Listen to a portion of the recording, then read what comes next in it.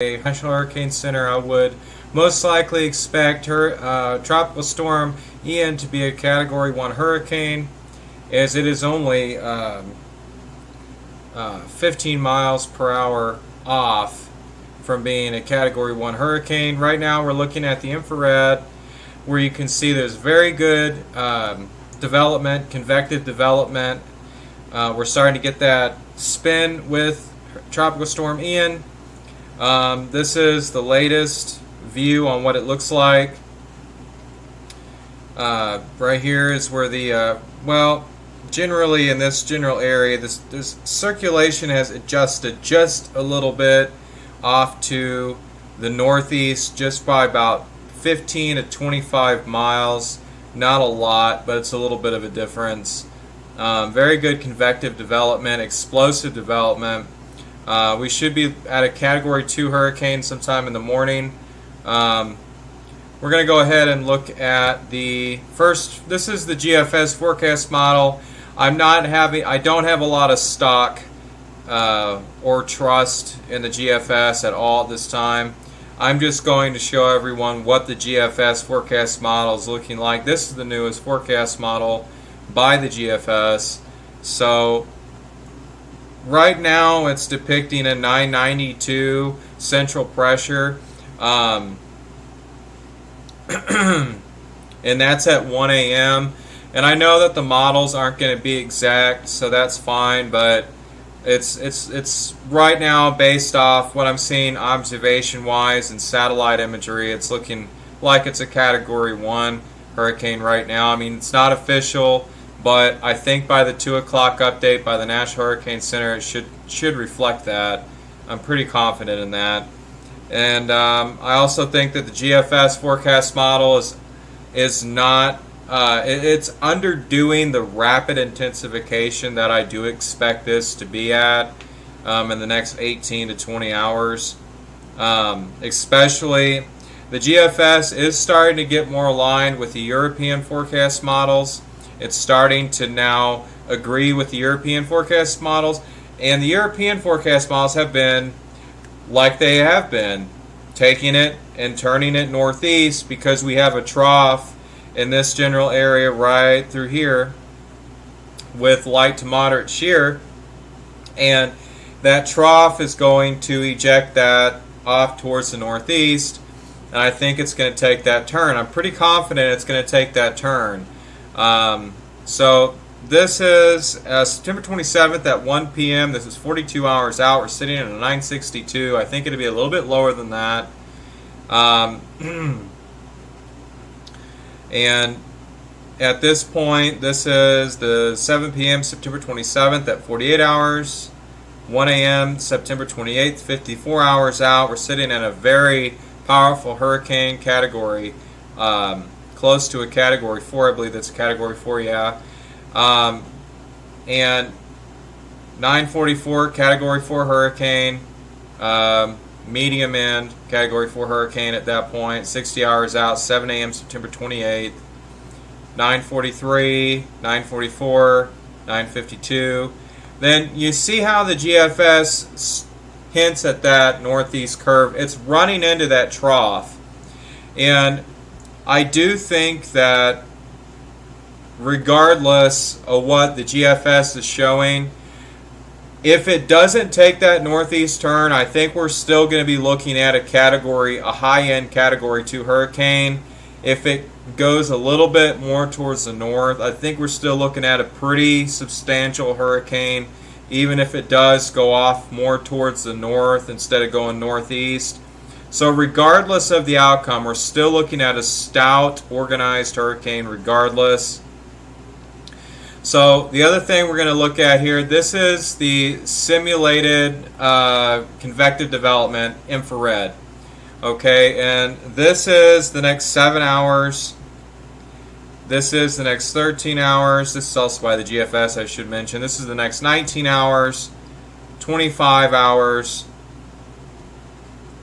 37 hours, 43 hours, 49 hours. You're looking at a very wide, not a compact hurricane potentially, with a very well organized, defined eye to it. And then you're talking about, I think, if it takes the path that I'm thinking it's going to right now, the time that it's a Category 4 hurricane, it will only be about 35 miles off the coast. The area of circulation will only be 35 miles off the coast of Tampa. Right now, that's based on the track. That's going to change. There's going to be adjustments. But from what I'm looking at right now, based off the current track, when it hits Category 4 strength during the day on Tuesday, it's Tuesday into Wednesday morning, it's going to be about 30 to 40 miles. The center of circulation will be 30 to 40 miles off the coast of Tampa. So keep that in mind. Things are going to change. One of the other things we're going to look at, this is the True Color satellite imagery. And you can see the very good spin. We're starting to get some very good spin to it. You can see these new convective development, new convective development, new convective development. And we're starting to get a little bit of, well, I'm not going to call it yet, but it's getting there. Okay, so this is the HWRF. So we're going to go ahead and go by this hour by hour. And the HWRF is also leaning more towards the European forecast models. And this is what we've been talking about for the last few days. The European forecast models are doing a great job at handling this system with accuracy. This is, let's see, 42 hours out. This is 48 hours out. 54 hours out. 66 hours out. And right here we're looking at a 961. And it's right off the coast. Right off the western coast of Florida. And I think it's going to take a turn. I think it's going to go more east northeast. Once it gets north of Cuba, let's go back a little bit and I'll show you where I think it's going to take that turn. So somewhere in this, follow my cursor, so somewhere in this general direction, this general area, it's going to start to turn northeast, and I think it's going to try to turn east-northeast. Depending on the level of shear and the potency of that trough to the north, I believe that it's going to act as a steering current to push it onto land. That's my thinking right now. That is a scenario, but I'm pretty confident in it. Things are still going to change, but I'm pretty confident in that. So we're going to go ahead and look at the HWRF forecast model. Once again, back it up. Hold on a second.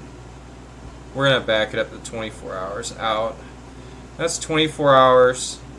Well, 20 hours from now. Now this one is also following the course of the European forecast model. It tries to eject it just a little bit more to the west. I don't agree with that. And then this one also, then it starts to turn it a little bit closer, following the European forecast model.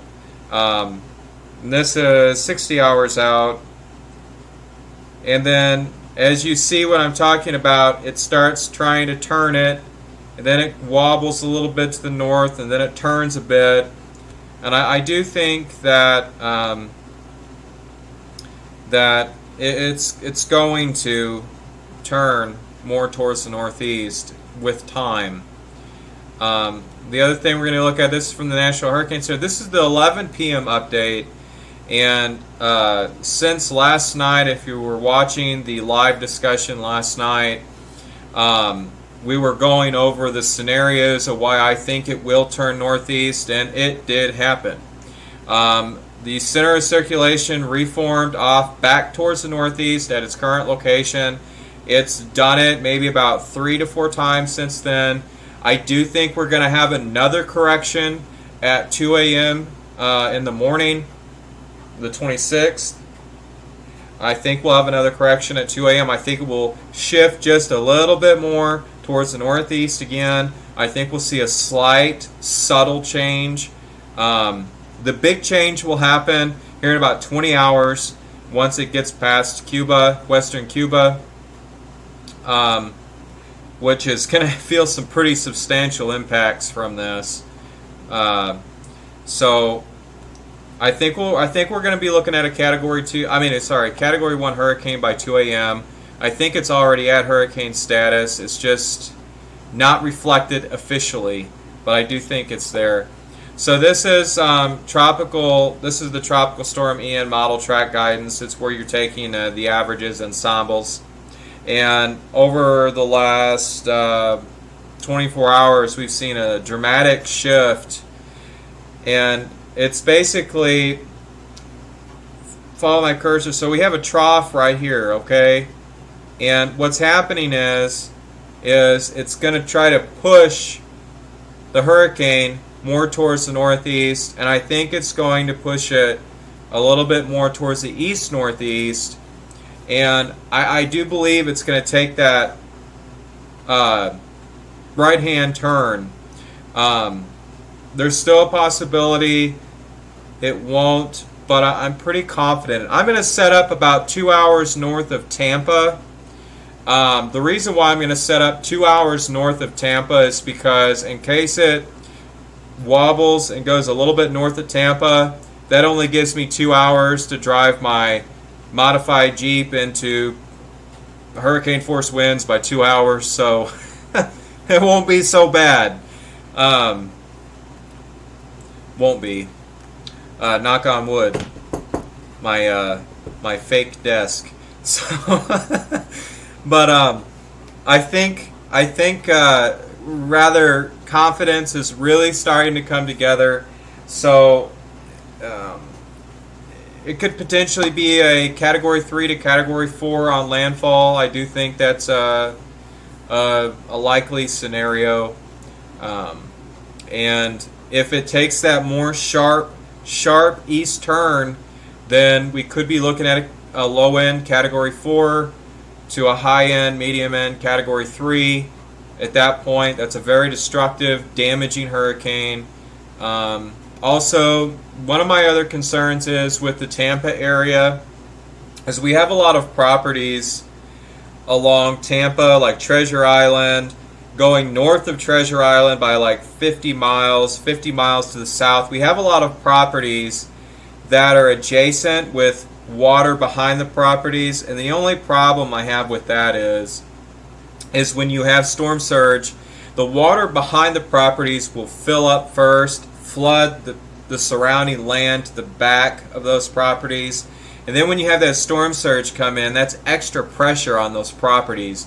So that's kind of structurally, that's kind of my worst fear on a localized area. That's kind of my worst fear when you're talking about storm surge. You have backwater, you have water that's already rising before the storm surge, and the timing will play a critical role in this as well with storm surge. So I think that it has some potential disastrous effects to it depending on where it hits geographically. So I'm going to use the geographical terrain to play in my favor for storm surge, so I can get as close as I can to the ocean without having to be concerned with storm surge, even though I have a snorkel on my Jeep and it's sealed up. But I am trying to kind of figure that out right now, and we'll have another live discussion, obviously, again during the day tomorrow. So a little bit earlier, probably have maybe like 2 or 3 discussions tomorrow. So going forward, if you have friends or family in Florida, let them know. Say, hey, if you're in the path of this, take it seriously. Yeah, you're Floridians. I've been in 17 hurricanes. Hurricane Ida was a good example of people saying, well, I'm not going to leave. Well, then those people are there with no roof, and the house around them gets blown away, and you have them fleeing from their house, going to the hospital that lost their roof in Hurricane Ida in Galliano, Louisiana. And you don't want to be in that situation because no one is going to be there to help you, potentially, and you don't want to put other people's lives in jeopardy. So I would suggest, when the time comes, when they say they give that order to leave, it's best to heed that.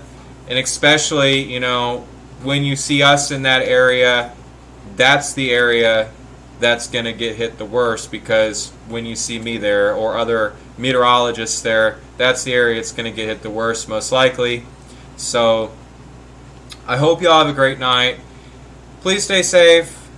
Keep abreast to the weather, the Tropical Storm Ian, and also fall official guidance as well. And I hope you all have a great night, and thank you for joining. I'm going to check comments now. Chase, do you have any information on how it impact the Northwest Florida area around Jacksonville? I will privately message you here